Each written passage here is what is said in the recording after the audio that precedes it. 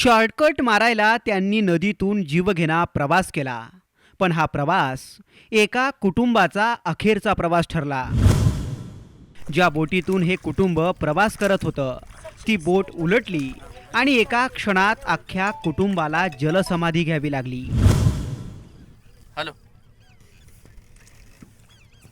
पण त्याला तिकडच जा. 1.5 वर्षांचा शुभम, 3 वर्षांची माही, त्यांची 25 वर्षांची आई आणि तिशी ओलांडलेले बाबा मामाच्या गावाला जाताना वाटेतल्या उजनी धरणात त्यांच्यावर काळ चाल करून आला. चौघांसहित अजून 2 लोकांनी या अपघातात जीव गमावलाय. 90 किलोमीटरचं अंतर कापण्यासाठीचा घेतलेला शॉर्टकट या लोकांच्या जीवावर बेतेल याचा त्यांनी स्वप्नातही विचार केलेला नसावा.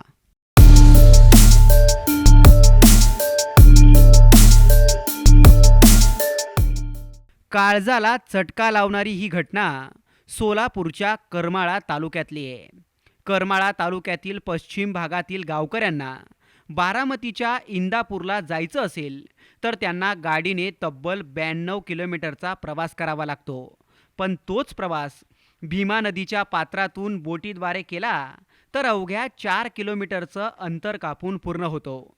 त्यामुळे बरेच गावकरी बोटीतून इंदापूरपर्यंतचा प्रवास करतात. पण हाच प्रवास गोकुळ जाधव, त्यांची पत्नी कोमल जाधव, त्यांचा 1.5 वर्षांचा मुलगा शुभम जाधव आणि 3 वर्षांची लेक माही जाधव यांच्यासाठी अखेरचा ठरला. मूळचे करमाळा तालुक्यातील झरे गावचं हे कुटुंब इंदापूर तालुक्यातील काळशीला मुलांच्या मामाच्या गावी निघालं होतं. दुचाकीवरून हे कुटुंब करमाळ्याच्या कुगावपर्यंत आलं आणि इथूनच त्यांनी मोटरसायकलसहित बोटीने प्रवास सुरू केला. या प्रवासात त्यांच्याबरोबर पोलीस उपनिरीक्षक राहुल डोंगरे, त्यांचा मुलगा गौरव डोंगरे आणि बोट चालक अवघडे होते. म्हणजे बोटीत एकूण 7 लोक प्रवास करत होते. अवघ्या काही मिनिटात बोट हे अंतर कापणार होती, पण आभाळ भरून आलं होतं. कोणत्याही क्षणाला पावसाच्या सरी कोसळण्याची दाट शक्यता होती. जोरदार वारा सुरू झाला. अशा ढगाळ वातावरणात पुढे काय होईल याची कुणाला चाहूल नसताना बोट नदीच्या मधोमध आल्यावर अचानकच पावसाच्या सरी सुरू झाल्या. सरींबरोबर जोरदार वारा वाहत होता. अशा वातावरणात बोट पाण्यावर गंटंगळ्या खाऊ लागली. वाऱ्यामुळे नदीतल्या पाण्याची हालचाल वाढली. बोट पाण्यावर हेलकावे घेऊ लागली. अशातच जोरदार पाण्याची एक लाट बोटीत शिरली आणि बोट थेट पाण्यात उलटली. एक अख्खं कुटुंब आणि त्यांच्याबरोबरचे 3 सहप्रवाशी आता पाण्यात जीव वाचवण्यासाठी धडपडत होते. ते पाण्यात हातपाय तर मारत होते, पण त्यांना दूरदूरपर्यंत पाणीच पाणी दिसत होतं. आता करावं तरी काय? अशातच या 2 लहान लेकरांनी आपल्या आई वडिलांसमोरच दम तोडला. पाहता पाहता बोटीतल्या 7 पैकी 6 लोकांनी जलसमाधी घेतली. या अपघातातून फक्त पोलीस उपनिरीक्षक राहुल डोंगरेच किनाऱ्यावर परतू शकले. आपल्या लेकराला डोळ्यादेखत बुडताना पाहून जड अंतकरणाने राहुल डोंगरे किनाऱ्यावर पोचले. पोलिसात भरती होताना त्यांनी घेतलेलं प्रशिक्षण त्यांच्या कामी आलं होतं. राहुल डोंगरेंनीच ही माहिती गावकऱ्यांपर्यंत पोहोचवली. राहुल डोंगरेंची अवस्था आणि त्यांनी सांगितलेली कहाणी ऐकून गावकऱ्यांच्या पायाखालची जमीनच सरकली. शोध मोहीम सुरू झाली.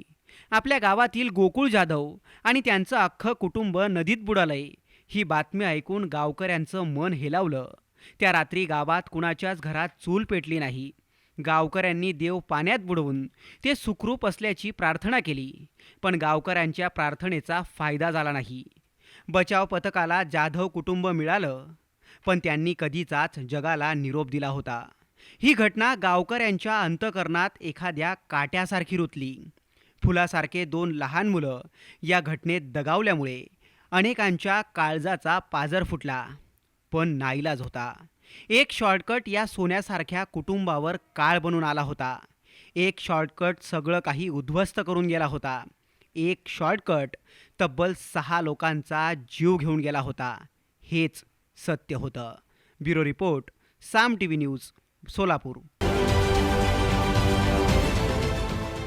देश विदेशातील प्रत्येक घडामोडींचे लाईव्ह अपडेट मिळवण्यासाठी आता साम टीव्हीच्या सर्व सोशल मीडिया प्लॅटफॉर्मला लाईक, फॉलो आणि सबस्क्राईब करा.